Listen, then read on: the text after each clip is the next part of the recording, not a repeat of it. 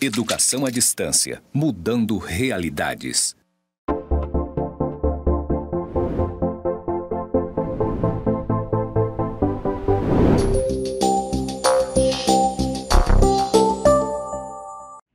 Olá, eu sou a professora Denise Tontiucci e essa é a disciplina de Economia do Setor Público. Iniciamos agora a 5ª aula da disciplina. Sejam todos muito bem-vindos. Estou aqui no IFRO, Campus Porto Velho, Zona Norte, no nosso estúdio de gravação. Aqui atrás de mim eu tenho uma tela branca e uma tela interativa. E vamos agora para a minha audiodescrição. Eu sou uma mulher branca, alta, estou usando um blazer escuro e uma camisa clara. Vamos para a nossa 5ª aula? Nessa 5ª aula nós estamos dando continuidade ao conteúdo sobre os 10 princípios da economia. E vamos falar sobre como a economia funciona. Dentro, então, desses princípios, vamos abordar os princípios número 8, 9 e 10. No princípio número 8, vamos falar sobre como o padrão de vida de um país depende da sua capacidade de produzir bens e serviços. No princípio número 9, vamos falar sobre os preços e como eles se comportam quando o governo emite moeda demais. E o princípio número 10 traz a informação sobre como a sociedade enfrenta um trade-off de curto prazo entre inflação e desemprego. O objetivo é analisar como a economia funciona e nós estamos seguindo esse conteúdo, dos 10 princípios da economia do professor Gregory Mankiw. Abordamos na aula 3 essa questão de como as pessoas tomam decisões. Na aula 4 falamos sobre como as pessoas interagem na economia e agora, aqui na aula 5, nós vamos falar sobre como a economia funciona, abordando então esses 3 princípios restantes. Lembrando que esses princípios são formas de resumir vários conceitos teóricos aqui da economia. Começando então pelo princípio número 8. Os princípios discutidos nessa unidade vão nos levar a uma reflexão sobre o que é riqueza e o que depende do padrão de vida de um país. Vamos entender também como o governo pode causar inflação e como isso é ruim para a população. Por fim, vamos analisar a relação existente entre desemprego e inflação. Nesse princípio número 8, então, vamos falar sobre o padrão de vida e como isso está ligado à capacidade de produzir bens e serviços. Esse princípio está ligado a discussões primordiais sobre o que é economia e qual é a causa da riqueza das nações. Existe uma conturbada visão originária sobre o que causa uma nação ser mais rica do que outra. Muitas vezes a gente associa a riqueza às riquezas naturais da sociedade. A gente pode ver, por exemplo, da natureza mesmo, aqueles países que têm petróleo, diamante ou ouro, como aquelas nações, como sendo as nações mais ricas. E esse foi o pensamento mercantilista, um pensamento antigo, assim, nos primórdios da teoria econômica. Hoje em dia a gente sabe que esse não é o principal motivo que torna um país diferente do outro quando a gente fala em riqueza das nações. O que define a riqueza de uma nação é a capacidade de organizar os fatores produtivos para produzir mais bens e serviços que atendam às necessidades da população. Ou seja, é a burocracia, é a capacitação da população, são os fatores de empreendedorismo, é a capacidade de financiar os recursos produtivos, é uma maneira de organizar todos esses recursos para produzir mais. Carros, casas, viagens, roupas, tudo aquilo que a gente deseja de fato consumir. Como a gente vê aqui no slide, Adam Smith e sua indagação sobre a causa das riquezas das nações trouxe uma motivação para essa reflexão. A compreensão de riqueza econômica como produção de bens e serviços é o que inicia o período da economia contemporânea. Então, Adam Smith é como se a gente considera o pai da economia moderna e ele que chegou nessa conclusão, nesse princípio número 8. E essa é a conclusão que separa toda a teoria econômica do que foi pensado antes e a gente meio que abandona o pensamento anterior que associava a riqueza a pedras preciosas, metais. Isso ficou sendo uma coisa muito antiga, Até então, as escolas mercantilistas, por exemplo, entendiam a riqueza como pedras e metais preciosos. No mundo onde o dinheiro é o papel moeda, substituiu o papel do ouro, o que é riqueza? E essa é uma discussão muito filosófica, muito profunda, porque o que é o papel dinheiro, gente? O que é esse papel que a gente carrega aí com a gente? Ele é um papel que os estados imprimem. O Estado imprime esse dinheiro. Por que o Estado não imprime mais dinheiro? Por que ele não põe aí 1 milhão para cada pessoa e coloca 1 milhão no bolso de cada um? Nós vamos falar sobre isso ainda na aula de hoje. Mas aí, a gente, quando começa a usar o papel impresso de cunho forçado pelo Estado, a gente abandona um pouco essa noção de que esse meio de troca é a própria riqueza. A riqueza não está no dinheiro, a riqueza está no que o dinheiro compra para a gente. Vamos ver, que o que você faria se você ganhasse 10 mil reais hoje? Normalmente a resposta para essa pergunta é consumir. Consumir bens, consumir serviços, é comprar um item que eu desejo, é gastar dinheiro num serviço. Se a riqueza fosse dinheiro, então, por que o país não imprime um monte de dinheiro e distribui para a sua população? Temos a resposta para isso. O governo tem a máquina de imprimir o dinheiro. Ele tem o papel, tem a tinta. Por que ele não imprime dinheiro à vontade? A resposta é essa. Porque dinheiro não é algo desejado pelas pessoas. O que nós queremos é muito mais complexo, nós queremos consumir. Se o governo imprimir milhões de reais, distribuir para todos nós, sabe o que vai resultar? Só a inflação, só o aumento de preços. Porque ao produzir dinheiro, o governo está produzindo uma coisa que a gente não deseja, a gente não quer dinheiro. A gente quer abrir mão desse dinheiro, a gente quer trocar esse dinheiro. Por quê? Porque o que a gente deseja de verdade são os bens de consumo, são os serviços que a gente deseja consumir. E produzir bens, produzir serviços é muito mais complexo, é muito mais difícil do que simplesmente imprimir dinheiro. Então, o papel do governo, quando ele deseja incentivar a qualidade de vida de uma economia, ele é muito mais sutil e muito mais cheio de complexidade. Vai desde educar melhor a população, para melhorar a mão de obra, vai desde trazer princípios de empreendedorismo para as pessoas querem abrir empresas que produzam bens e serviços, vai também trazer aspectos de inovação, melhoria da disponibilidade dos recursos produtivos, financiamento do capital, tudo isso que vai organizar melhor a atividade econômica para a gente ter mais empresas de viagens, para a gente ter mais construtoras de casa, para a gente ter empresas que vão produzir aí computadores, celulares, roupas, tudo aquilo que a gente deseja consumir. Então não adianta imprimir dinheiro, ninguém quer dinheiro, o que a gente quer é bem e serviço.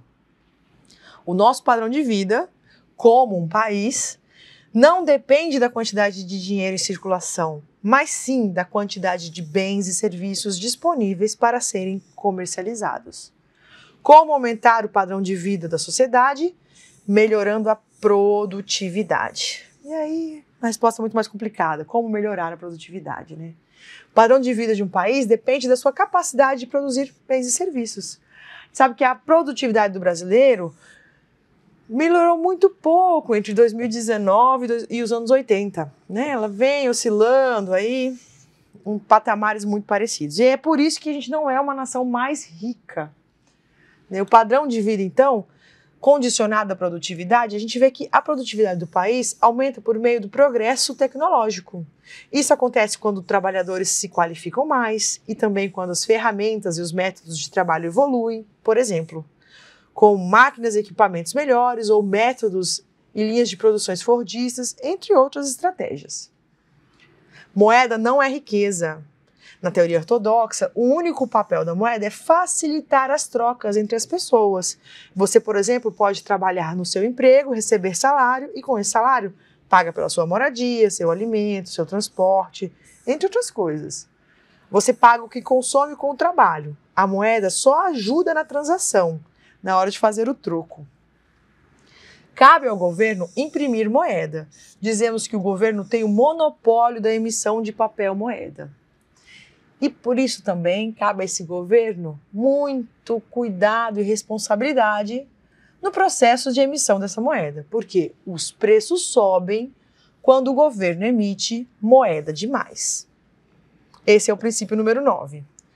Para o mercado funcionar bem, a moeda tem que existir na proporção em que existem os bens e serviços. Se a produção de bens e serviços aumentar, a quantidade de moedas tem que aumentar também. A inflação ocorre quando o governo produz mais moedas do que o necessário, mais moedas do que o aumento da produção de bens e serviços. O excesso de moeda é o que provoca a desvalorização do dinheiro. A inflação é a desvalorização do dinheiro. Emitir moedas demais gera inflação. Esse exemplo aqui eu gosto muito assim, dessa figura que é O dinheiro pegando fogo. Inflação é uma doença da moeda.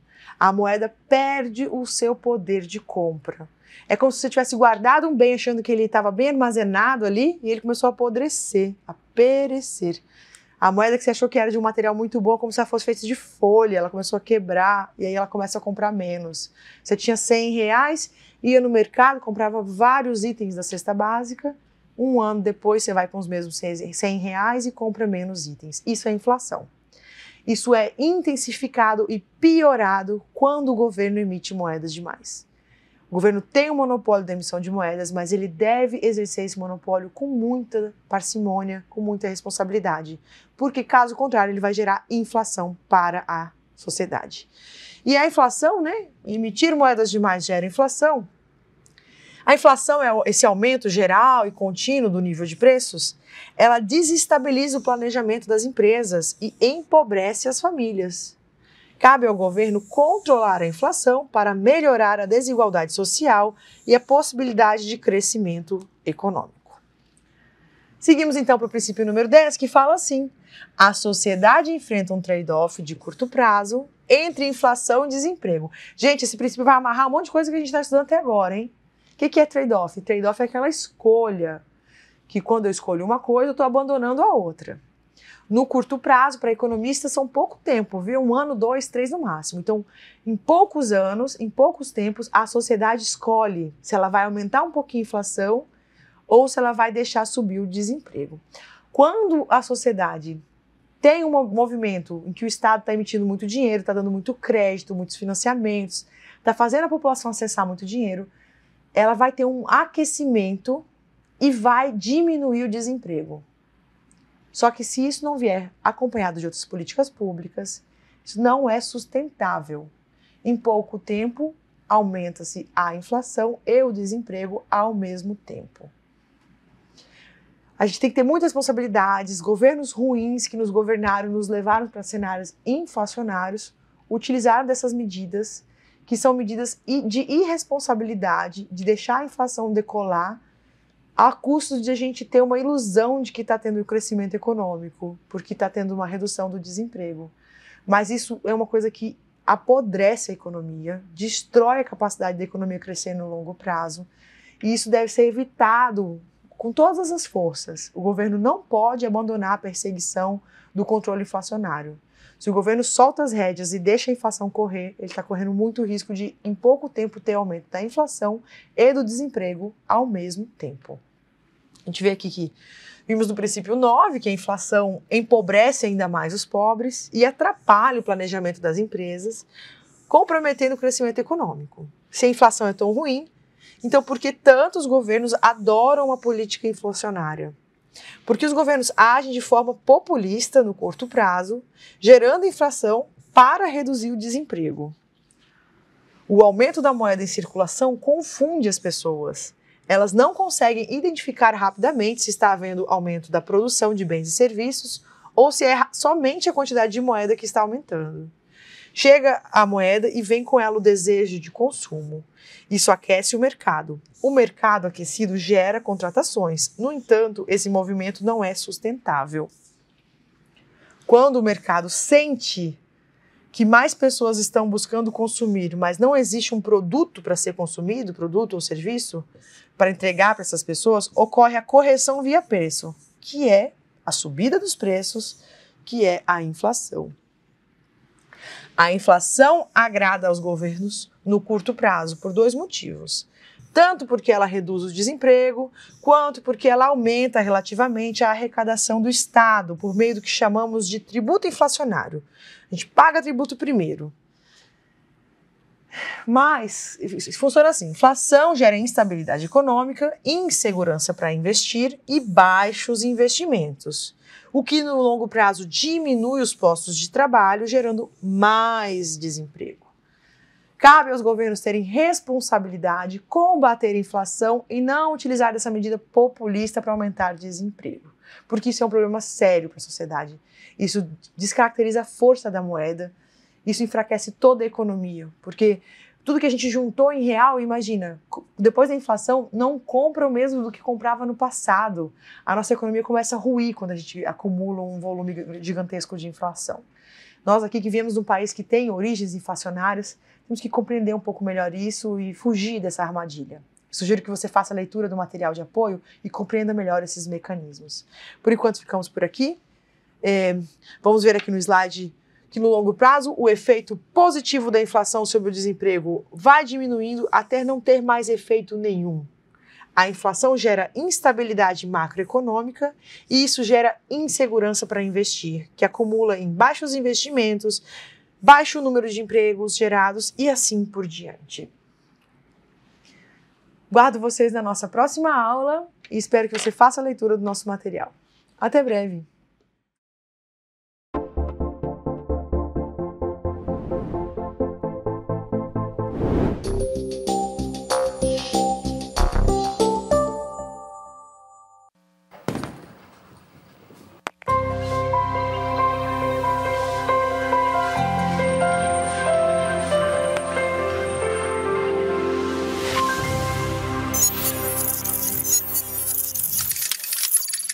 Educação à distância, mudando realidades.